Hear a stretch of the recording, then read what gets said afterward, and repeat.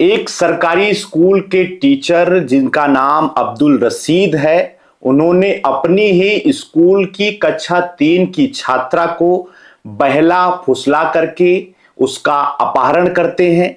अपहरण करने के बाद सुनसान स्थान पर उसको लेकर जाते हैं। उसके सर पर गमछा लपेटकर जो है उसका अपहरण वो करता है। इसके बाद बच्ची जब इसका विरोध करती है, तब उसके गर्दन पर चाकू रखते हुए उसे जान से मारने की वो शिक्षक धमकी देता है। और धमकी देने के बाद करीब 2 घंटे के समय के बाद वह शिक्षक उस छात्रा को, कक्षा 3 की छात्रा को एक स्थान पर, एक मस्जिद के स्थान पर ले जाकर छोड़कर वहां से फरार हो जाता है। गुरु और शिष्य के इस संबंध को कलंकित करने का काम किया है एक शिक्षक ने। और ये पूरी घटना है सुल्तानपुर जनपद के चांदा कोतवाली थाना क्षेत्र के अंतर्गत। जी हाँ, नमस्ते, मेरा नाम है अंजनी तिवारी और आप देख रहे हैं गांव देहात।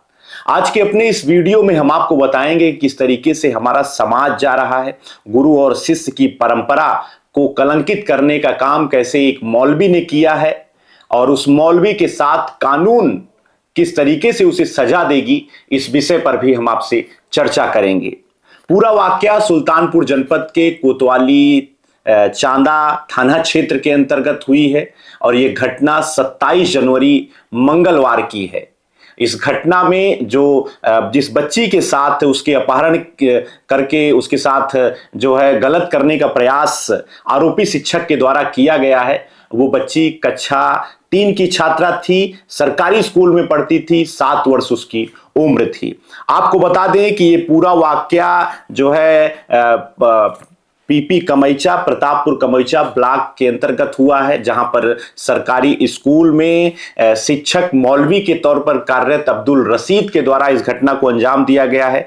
और पीड़िता के परिवार के मुताबिक मंगलवार 27 जनवरी को उनकी बिटिया कक्षा 3 की जो छात्रा थी वो स्कूल जाती है और स्कूल के समय के बाद, यानी कि 3:30 बजे की छुट्टी के बाद, दोपहर की छुट्टी के बाद उस अब्दुल राशिद मौलवी के द्वारा उसकी कक्षा 3 की छात्रा बिटिया को बहला फुसला करके 4 व्हीलर गाड़ी से उसका अपहरण किया जाता है। और उसके अपहरण के समय ही उसके जो है सर पर गमछे से उसको ढक दिया जाता है। उसको एक सुनसान स्थान पर लेकर आरोपी शिक्षक जाता है और वहां पर जब बच्ची ने चिल्लाना शुरू किया, इसका विरोध शुरू किया, तब उस बच्ची के गर्दन पर चाकू रखते हुए उसे जान से मारने की उस शिक्षक के द्वारा धमकी दी जाती है। धमकी के बाद उसको करीब 2 घंटे के समय के बाद उस बालिका को, उस छात्रा को आरोपी शिक्षक के द्वारा घर के पास ही एक मस्जिद के पास उसको छोड़कर वहां से वो फरार हो जाता है। बच्चे जब वो छात्रा अपने घर पहुंचती है, अपने परिजनों से आकर के वो अपनी पूरी घटना को रो रो कर बताती है, तब परिजन बच्ची को लेकर के कोतवाली चांदा पहुंचते हैं। वहां पर एक तहरीर देते हैं और तहरीर देने के बाद पुलिस की ओर से उस शिक्षक को गिरफ्तार किया गया है और उसको कोर्ट में पेश करके जेल भेजने की कार्रवाई भी पूर्ण की गई है। इस पूरी घटना से उस क्षेत्र में एक तरीके से दहशत का माहौल है। सरकारी स्कूल में पढ़ने वाली बच्चियों की सुरक्षा को लेकर के, शिक्षकों से सुरक्षा को लेकर के उस क्षेत्र के लोग काफी भयभीत हैं, चिंतित हैं। वहीं दूसरी तरफ उस छात्रा के अभिभावक भी इस मामले में मीडिया के सामने आकर के उन्होंने अपना बयान दिया है। क्या कुछ वो कहते हैं, हम आपको जो है उनकी बात सुनवाते हैं। कि शाम को पिताजी थे नहीं तो मार्केट गए थे, मैं भी नहीं था, बाहर गया था। तो जब पिताजी आए तो पिताजी शाम का मतलब कब? मतलब वही 5 बजे लमसम। किस तारीख को? कल जी, कल की तारीख क्या? कल की तारीख कौन सा दिन? कल तो मंगलवार था जी जी। ठीक ठीक, बताइए। तो फिर शाम को जब पिताजी के पास आए तो बताने लगे कि मुझे कोई सर थे वो लेके गए थे, क्योंकि इनकी मम्मी मारी तो डर गई थी, कुछ नहीं बोली। तो फिर पिताजी के पास आई तो बोली कि कोई सर थे वो उनको ले गए। फिर जब ले गए तो उनको लमसम 2 घंटे बाद लेके आके छोड़े। तो पहले बताई कि सर ले गए, फिर उसके बाद बताई कि मुझे गाड़ी से ले गए, 2 लोग और थे, ज़बरदस्ती बैठाए, फिर उनका मुंह बांध दिया गया था।